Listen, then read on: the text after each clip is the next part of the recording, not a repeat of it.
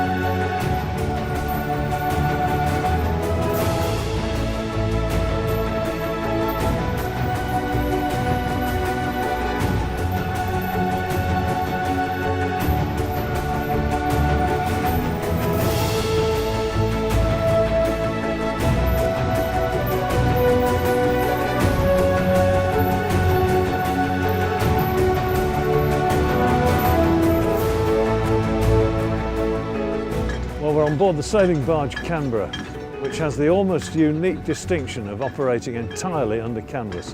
This vessel has never had an engine and she hasn't got one now, and this is the age-old way of moving goods around the Thames estuary and the coasting waters spreading out either side. The boys are just weighing the anchor. We've got a topsail up and nothing else at the moment. As the anchor breaks out, the forestaysail will go up. It's called the foresail on here, but for the average yachtsman it's a forestaysail. That will go up. It will be pulled to windward with very little breeze, but that will take the bow round, and then we'll jibe the boat round under foresail and topsail, and we'll sail away for what I hope is going to be an absolutely terrific weekend for all hands on board. We've got 3 professional crew who are simply magnificent, and they're showing the rest of us how it works.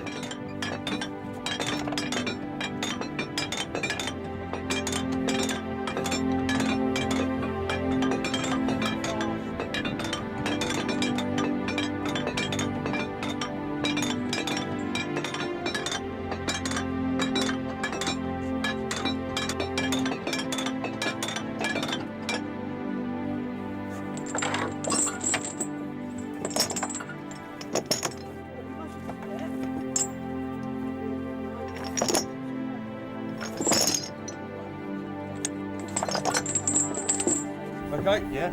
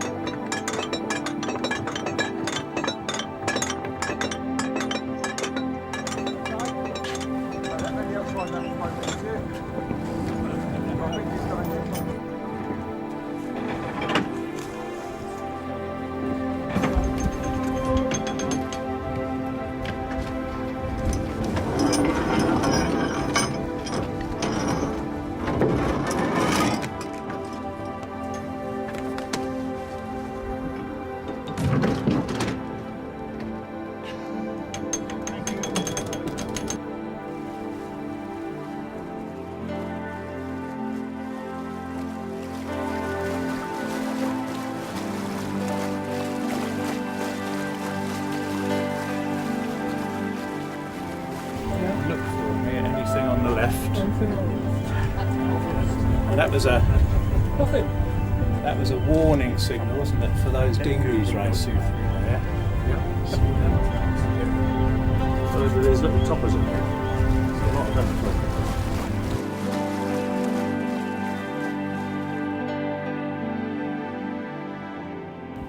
Well, we've just been getting underway here. Mystical experience, really. Great big barge, capable of carrying well over 100 tonnes of cargo. And just slip the mooring and she just slides away. The amazing thing is that all this gear, when you look up, it looks pretty huge, but actually it's so easy to handle. You can see that we've been doing it with half a dozen guys, but actually if you've got 2 or 3 skilled men, they can do this on their own very, very easily. It's quite remarkable. On a light day like this, they could just slip the mooring and sail away, the 3 of them. Normally a little dog running up and down the deck, you know, just to complete the picture. We're pointing surprisingly well. There's a lee board down on the port side to stop us going sideways. The barge draw is only 3 feet. Quite unbelievable, really, for somebody like me who's used to probably 12 feet or more on a vessel like this. 3 feet, but the lee board, when it's right down, brings the draft down to 15 foot. And she'll pivot around that and do remarkable things that you wouldn't believe possible. The other thing that always amazes me about barges, when you look at the mainsail, compared with a yacht's mainsail, even a gaff-rigged yacht, the sail will be really well in at the moment because we're going to windward. And on a barge, it isn't. It looks miles out, really. It's got a great big huge camber in it, lots and lots of belly in it, and you'd think it wouldn't point worth a damn. And you know, it's a funny thing about vernacular vessels, they're so often like this. I remember back in the 1970s when I was in Brazil, there were still a lot of vessels, Severos they were called, working in cargo in those days, and the same thing happened. They had these great big sails that were very, very full. And I used to look at them and think, well, we'll eat the wind out of that with my smart little gaff cutter. Do you know, it didn't happen. They just used to flop, flop, flop away, and it was amazing what they did.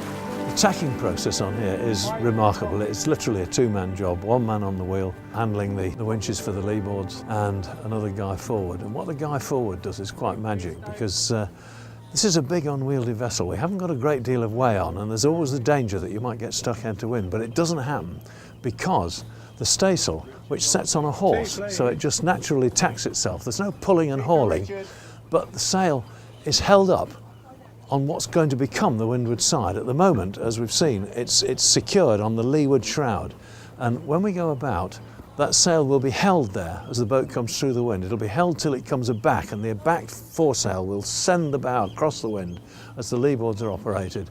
The main will come across in its own sweet time. Then the bowline is let go, foresail comes across, and away we go.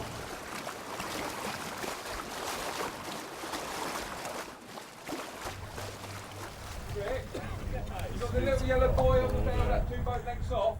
Thank you. Ready, man.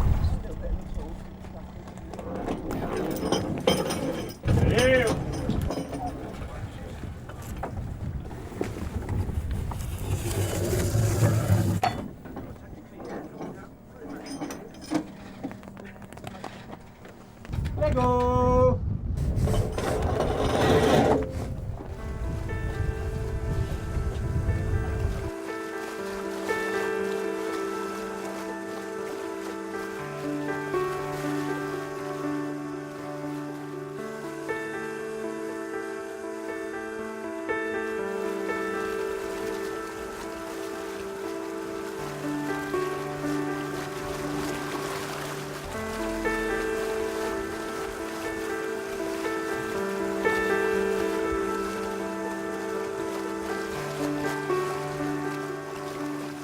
Well, Jeremy's doing heroics here. He's been out there for 5 minutes taking the gasket off that jib, which is stowed now in the bowsprit netting.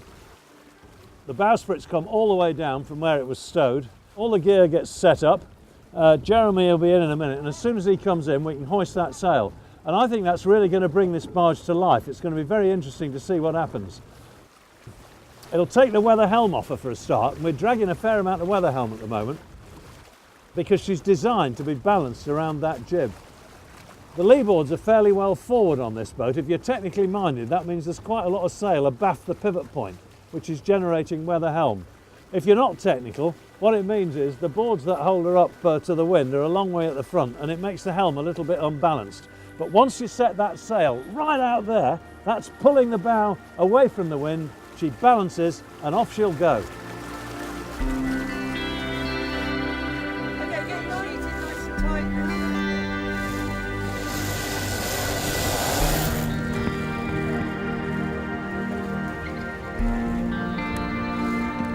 Keep going, guys.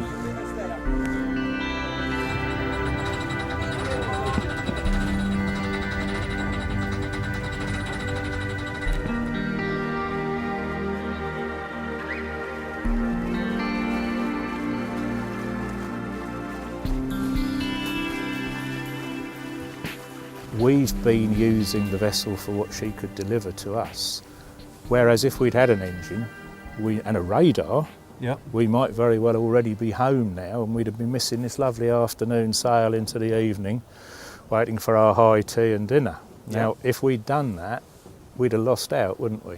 Whereas waiting for the wind to fill in, waiting for the fog to clear, and then getting underway meant that we were just as engaged as we would have been. In fact, more so, and we're using the vessel for how the vessel is best used, I think. It seems to me that the one thing they absolutely had running in their veins was an acceptance that if the wind was west in the wallet and it was on your nose, there was absolutely nothing you could do with it. So they had to make the boat work with what they had. They couldn't just start the engine and punch straight into it and bash the wind on the nose. You had to do what the wind would do, and you had to do, more importantly, even what the tide would do. And today, everybody has an engine, and it develops an attitude of mind that you are in charge somehow. You're a master of your fate. And when you're operating under the natural forces, you can still be master of your fate, but you're master of your fate under God very much. You're master under fate, under the things that you cannot change, and you must work with them. I think that's a lovely way of looking at it. You're master of your own fate as long as you're in harmony with the elements that are allowing you to be that master. Exactly. But what's fascinating about this barge, if you look down below at those parts of her cargo book that have been enshrined in the research down there, you'll find how quickly she was making passages. You'll see Tuesday, left Greenhithe, heading north, Yarmouth Wednesday, discharged Friday, left Yarmouth for Keedby, was there 3 days later. And of course there were days when the barge was laying windbound, sometimes for days, even weeks at a time. But the norm was relatively fast passages. And you could earn a lot of money if you were an owner of a vessel like this 100 years ago. When the wind was fair and the weather was good, the barge would be a very successful earning machine.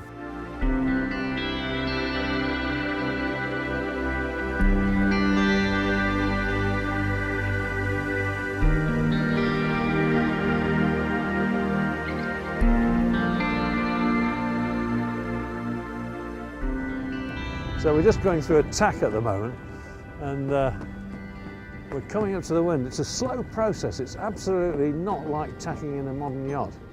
Just slowly, slowly, slowly come through the wind. We're almost head to wind. The boys are holding the stay foresail back. I'm taking up the slack on the jib sheet here. There's no purchase on this jib sheet. There's no, hold it, not too quick, let go, We just wait till it comes across and then we hit it, Are you on? Right, okay, and now in a minute, the foresail's going to come across and I'm going to duck. There he goes.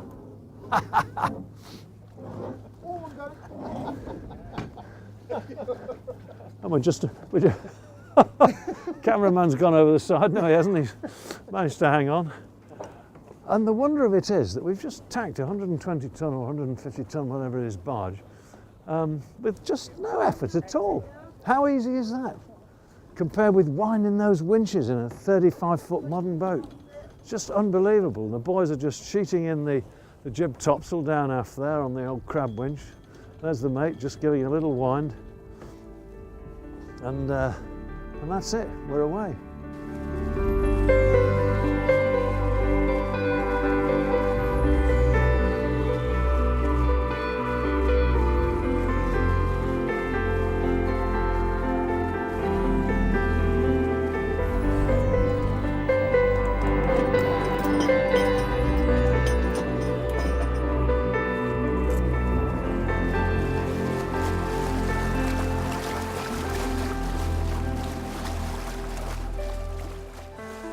I'm holding her up to the red for as long as I can.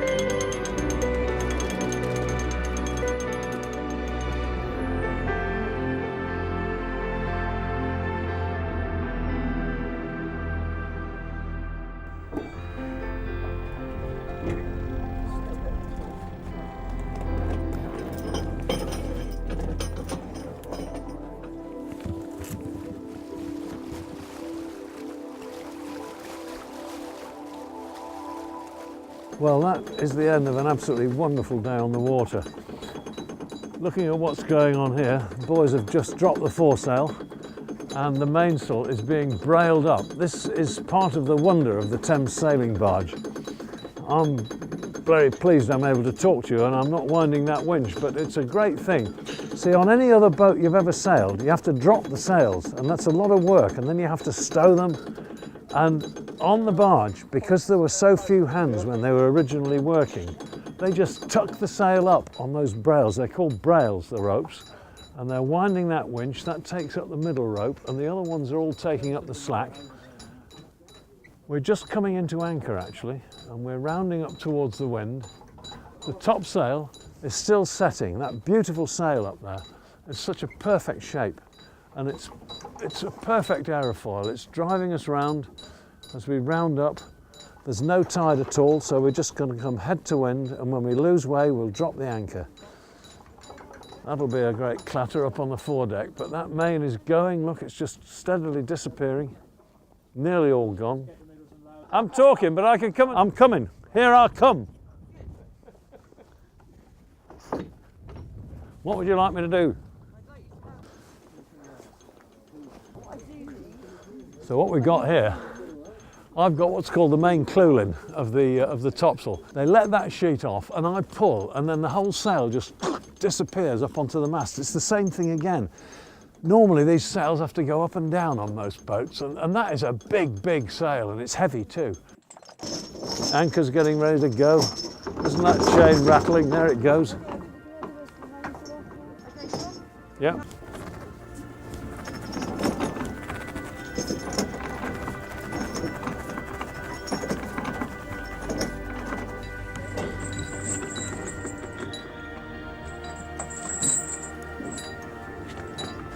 What a beautiful evening.